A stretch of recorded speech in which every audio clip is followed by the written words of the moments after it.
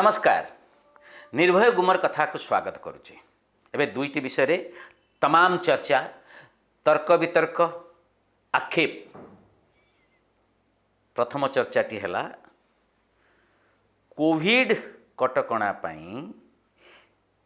एते व्यग्र सरकार किंतु तांको दलर दुई जन जड़े मंत्री समीर दास एवं विधायक उमा सामंतराय कोविड पॉजिटिव थाई भी कहीं शेष सम्मान जनइबा गले स्वर्गद्वार प्रदीप महारथी को। यह प्रथम तर्क। द्वितीय तर्कटी आसी एमाने कोविड पॉजिटिव थाई कि गले लोकों सहित मिसिले धजिया उड़े देले सरकारी कटकणा सरकारी नियमर आउ जणे हेले आम मुख्यमंत्री जे कोविड मुक्त होई मध्य शेष सम्मान जनइबा प्रदीप महारथी को जाई पारिले नहीं। कहीं एक विचित्र परिस्थिति भितर बिजु जनता दल यार नेता एवं आम समस्तंकर सेनापति कहीं नवीन बाबू एमिति आचरण प्रदर्शन करुछंती। या एक उत्तम नेतांक लक्षण की यही प्रसंग उपरे मु नवीन दास निर्भय रे।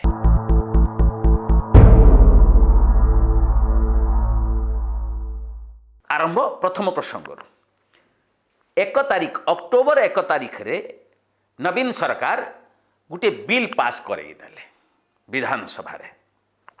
बिलटी है जे जो अमानिया लोक अछंती जो माने कोविड कटकणा बा गाइडलाइन को मानु नाहंती एवं ता द्वारा संक्रमण बढ़ाउछंती विपद सृष्टि करुछंती अन्य मानक प्रति अन्य मानक जीवन प्रति विपद सृष्टिकारी एई अमानिया को साबाड़ करिबा पई कठोर नियम बा आनिले बिल रे।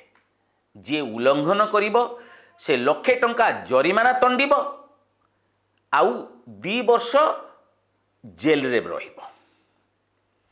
अर्थात कटकणा मुख्यतः है मास्क पिंधिब नाही, शारीरिक दूरता रखिब नाही, गोटे जगार जी ठूल हाँपाई अनुमति मिली लोकों को ताठू अधिक संख्यार ठूल हेबे। ये जो सब कटकणा अच्छी ताकू जे उल्लंघन करिबो से लक्षे टंका जरिमाना दब 2 वर्ष जाइकी जेल। किंतु तांकरी दलर जे मंत्री जे आपको आम सरकार कहूँ समीर दास से जाइकी हाजर हो गले स्वर्गद्वार रे जेते बेले शेषकृत्य समापन होउथिला विधायक पिपिल विधायक पूर्वतन मंत्री प्रदीप महारथी एवं जो तर्क देले माने जो विचित्र विभ्राट माने विभ्रांतिकर और वितंडा जुक्ति जे मु 21 तारीख रे 14 तारीख रे मु प्रथमे कोविड पॉजिटिव हेइतिली 21 तारीख रे मते अश्विनी हॉस्पिटल रु छाड़ कर दिगला विपद मुक्त बोली। किंतु 27 तारीख दिन जिते विधानसभा पक्षर जिते परीक्षा करागला सब समस्त करा जाइथिला सेते बेले तांकर कुआडे अल्प भूताणु थिला। ये अल्प आ अधिक भूताणु केमिति मापिले मु जानी पारुनी। किंतु तथ्यटी है से कोरोना पॉजिटिव थिले से अवस्था रे सी गले स्वर्गद्वार को लोकों सहित मिसिले। सी जड़े सुपर स्प्रेडर कि नुहे आपण विचार करेंगे। तापर आसिल उमा सामंतराय जे कोविड परिचालना को लेकर असंतोष व्यक्त करते विरोधी दलर स्वरस स्वर मिलते से सम हॉस्पिटल चिकित्सित होउछंती कोविड पाई सीधा पलैले स्वर्गद्वार कि कौन उद्देश्य सरकार गोटे पटे आईन करुचंती लक्षे टंका जरिमाना दब 2 वर्ष जेल रे चक्की पेशिब आउ तांकर मंत्री विधायक जाइकी सुपर स्प्रेडर बनुचंती कहिबा काहाकू छाड़ी दियंतु से कथा आसीबा असल कथा को। मुख्यमंत्री नवीन पट्टनायक बिजु जनता दल सर्वमान्य नेता आम राज्यर मुख्यमंत्री ତାଙ୍କର ଜଣେ ପୂର୍ବତନ ମନ୍ତ୍ରୀ ବର୍ତ୍ତମାନର ବିଧାୟକ ବିଜୁ ଜନତା ଦଳ ଗଠନରେ ତାଙ୍କର ବହୁତ ବଡ଼ ଭୂମିକା, ଯାହାଙ୍କୁ ତାଙ୍କ ବାପା ଜନତା ଦଳ ସରକାରରେ ଉପମୁଖ୍ୟ ସଚେତକ କରିଥିଲେ। ପ୍ରଦୀପ ମହାରଥୀଙ୍କର ଦେହାବସାନ ଘଟିଲା। ତାଙ୍କ ମର ଶରୀରକୁ ବିଧାନସଭାକୁ ଅଣାଗଲା। ଆହୁରି ଗୋଟିଏ ବିବାଦ ଅଛି, ତାଙ୍କୁ କୋଭିଡ଼ ହେଇଥିଲା କି ସେ ପୋଷ୍ଟ କୋଭିଡ଼ କ'ଣ, ସେ ତ ଗୋଟେ ବିବାଦ ଅଛି, ଆମେ ତା ଭିତରକୁ ଯିବାନି। ତାଙ୍କ ମର ଶରୀରକୁ ରାଜ୍ୟ କାର୍ଯ୍ୟାଳୟକୁ ଅଣାଗଲା। ବିରାଟ ପ୍ରସେସନରେ ପିପିଲି ଦେଇକି ତାଙ୍କୁ ସ୍ୱର୍ଗଦ୍ୱାରରେ ଦାହ ସଂସ୍କାର କରାଗଲା। ଅଥଚ ମୁଖ୍ୟମନ୍ତ୍ରୀ ଶେଷ ସମ୍ମାନ ଜଣାଇବା ପାଇଁ, ଶ୍ରଦ୍ଧାଞ୍ଜଳି ଦେବାକୁ ଯାଇପାରିଲେ ନାହିଁ ବା ଗଲେ ନାହିଁ। ଯାଇପାରିଲେ ନାହିଁ, ଗଲେ ନାହିଁ ରାଜ୍ୟ କାର୍ଯ୍ୟାଳୟକୁ। ଗୋଟିଏ ଫୁଲ ତୋଡ଼ା ପାଇବା ପାଇଁ, ଗୋଟିଏ ନମସ୍କାର ପାଇବା ପାଇଁ ଅଯୋଗ୍ୟ ଥିଲେ କି ପ୍ରଦୀପ ମହାରଥୀ? ଏ ପ୍ରଶ୍ନ ଆପଣଙ୍କୁ ଆସିବା। ତାପରକୁ ଜୁଲାଇରେ ବିଷ୍ଣୁ ଦାସଙ୍କର ମୃତ୍ୟୁ ଘଟିଲା। ତାଙ୍କୁ କୋଭିଡ଼ ହେଇଥିଲା କି ନ ହେଇଥିଲା ତା ବି ଗୋଟେ ବିବାଦ କଥା। ତାଙ୍କ ଆସିଲା ବି, ତାଙ୍କ ମର ଶରୀର ଆସିଲା କାର୍ଯ୍ୟାଳୟକୁ, ରାଜ୍ୟ କାର୍ଯ୍ୟାଳୟ ବିଜୁ ଜନତା ଦଳର କାର୍ଯ୍ୟାଳୟକୁ ଆସିଲା। ସେଠିକୁ ମଧ୍ୟ ଯାଇପାରିଲେ ନାହିଁ ସମ୍ମାନ ଜଣାଇବାକୁ, ଶେଷ ଶ୍ରଦ୍ଧାଞ୍ଜଳି ଦେବାକୁ। ନବୀନ ବାବୁ, ଏ ବିଷ୍ଣୁ ଦାସ ହେଉଛନ୍ତି ପୁଣି ଆଗ ଧାଡ଼ିର ଯେଉଁ ବିଜୁ ଜନତା ଦଳ ଯେଉଁ ଗଠିତ ହୋଇଥିଲା, ସେତେବେଳେ ଏମାନଙ୍କର ଭୂମିକାକୁ କେହି ଭୁଲି ପାରିବେ ନାହିଁ। ଦାମବାବୁ ତ ପରେ ଆସିଲେ, ଯେଉଁ ଦଳକୁ ଗେଣ୍ଡା କହୁଥିଲେ ସେଇ ଦଳକୁ ପରେ ଆସିଲେ। ବିଷ୍ଣୁ ଦାସ କିନ୍ତୁ ଆରମ୍ଭରୁ ତାଙ୍କୁ ମଧ୍ୟ ସମ୍ମାନ ଜଣାଇଲେ ନାହିଁ। ଏହା ଉତ୍ତମ ନେତାର ଲକ୍ଷଣ କି? ଆସିବା, ଯାହାଙ୍କୁ ସେ ଭାରତୀୟ ଜନତା ପାର୍ଟିରୁ ଆଣିକି ପଶ୍ଚିମ ଓଡ଼ିଶା ବିକାଶ ପରିଷଦର ଅଧ୍ୟକ୍ଷ ବନେଇଥିଲେ, ସୁଭାଷ ଚୌହାନ। ସେ ତ କରୋନାରେ ଯାଇନଥିଲେ, କ୍ୟାନ୍ସରରେ ଯାଇଥିଲେ। ତାଙ୍କ ମର ଶରୀର ଆସିଲା। ଯିଏ ପଶ୍ଚିମ ଓଡ଼ିଶା ବିକାଶ ପରିଷଦର ଅଧ୍ୟକ୍ଷ ମାନେ କ୍ୟାବିନେଟ୍ ପାହ୍ୟାର, ତାଙ୍କ ମର ଶରୀର ଆସିଲା କାର୍ଯ୍ୟାଳୟକୁ। ସେଠିକି ବି ଯାଇପାରିଲେ ନାହିଁ ଶେଷ ସମ୍ମାନ, ଶେଷ ଶ୍ରଦ୍ଧାଞ୍ଜଳି ଜଣାଇବାକୁ ନବୀନ ବାବୁ। କିନ୍ତୁ କାହା ପାଇଁ ଯାଇଥିଲେ ଆପଣ ଜାଣିଛନ୍ତି? ସୁଶାନ୍ତ ସିଂ, ତାଙ୍କର ଜଣେ ମନ୍ତ୍ରୀ, ତାଙ୍କ ଡ୍ରାଇଭର ନିହତ ହେଇଗଲେ। ତାଙ୍କ ଶବ ଆସିଲା। ତାଙ୍କୁ ବୁର୍ଲାରୁ କାହିଁକି ଅଣାଗଲା କଟକ ବଡ଼ ଡାକ୍ତରଖାନା, ତାହା ମଧ୍ୟ ବହୁତ ବିବାଦୀୟ। ତାଙ୍କ ଶବକୁ ଦେଖିବା ପାଇଁ, ଶ୍ରଦ୍ଧାଞ୍ଜଳି ଜଣାଇବା ପାଇଁ, ବିଜୁ ଜନତା ଦଳର ପତାକା ପକାଇବା ପାଇଁ ମୁଖ୍ୟମନ୍ତ୍ରୀ ଦୌଡ଼ିକି ଗଲେ, କାରଣ ନିର୍ବାଚନ ଥିଲା।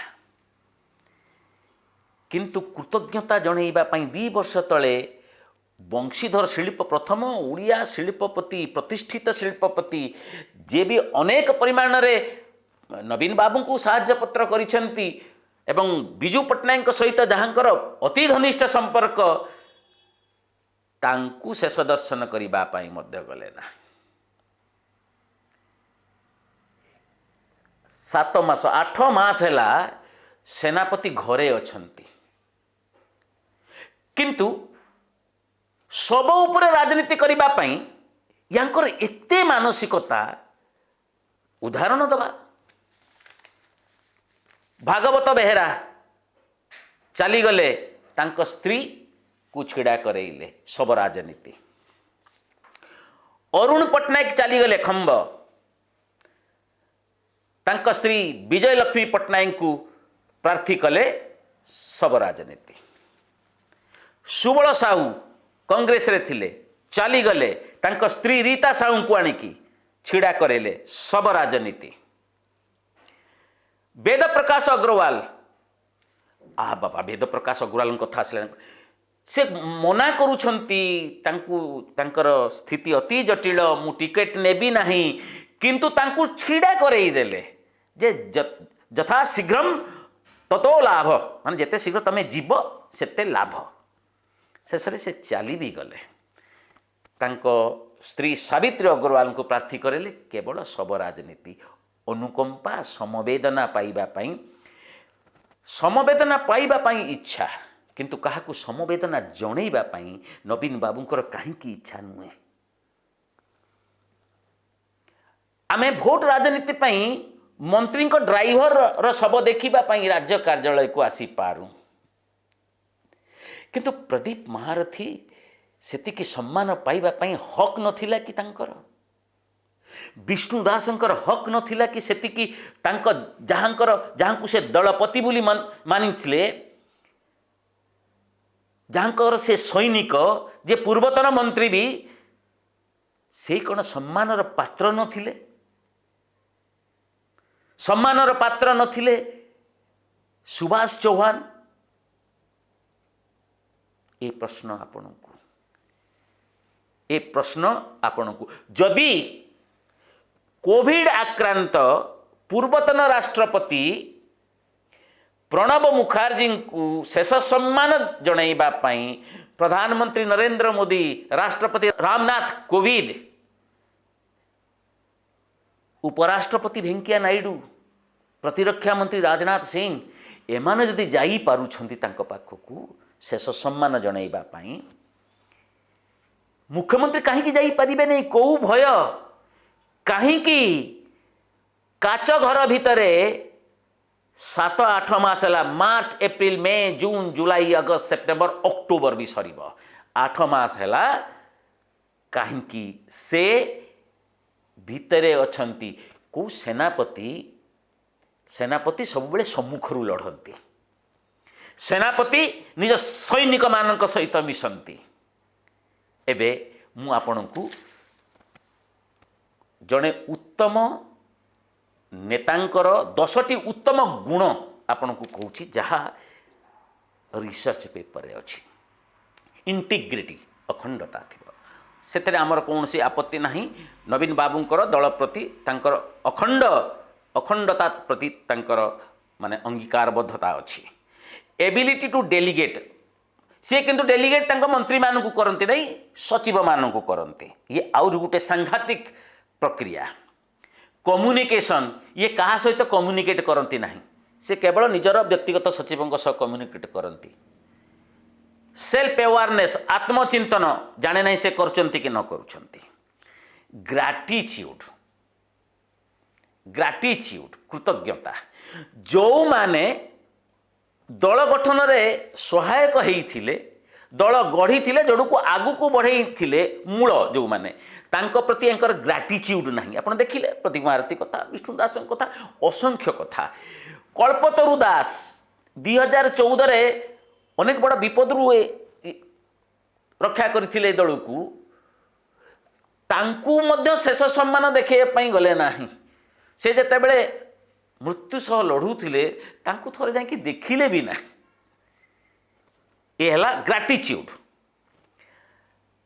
इन्फ्लुएंस, इनकर बहुत इन्फ्लुएंस अच्छी, जेहेतु बिजू बाबू को पुओ आमे ता भितर को जीवानी। एम्पैथी, सहानुभूति, नेतांकर जदि तांको अन्य मानक तांकर जो कर्मी तांकर अन्य ये तांको प्रति जदि सहानुभूति न रहिबो, सहानुभूति केमती अच्छी आपन तो देखिले। मु आपन को गुटे उदाहरण देली। साहस नहीं, जदि करेज थांता, आपण 20 वर्षर जने शासक नवीन बाबू, तांकर साहस नहीं, काले तांको कोविड धरी पकेइबो। एते लोक जाउछंती, तांको निज मंत्री आउ विधायक जाई कोविड बांटुचंती, तांकर साहस अच्छी। अंततः तांको आमे ये करबा जे तांकर साहस अच्छी, जाई सम्मान जणई पारले।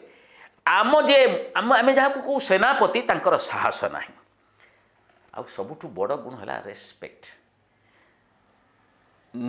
नेतृत्व बा लीडर जेमिति अन्य मानक ठारू रेस्पेक्ट बा सम्मान आशा करती, सेमिति सम्मान मध्य दबा कथा। नवीन बाबू एते जिनस आपण मानकु कहली, केवल क्षमता पाई सबु कथा से चाणक्य सूत्र को अधिक ଜ୍ଞାନ କରିଛନ୍ତି ଯେ ଛଳ ବଳେ କୌଶଳେ କ୍ଷମତାଟାକୁ କେମିତି ହାତରେ ରଖିହେବ, ସିକ୍ରେସି ମେଣ୍ଟେନ୍ କରିହେବ, ନିଜକୁ ଦୂରେଇ ରଖିହେବ।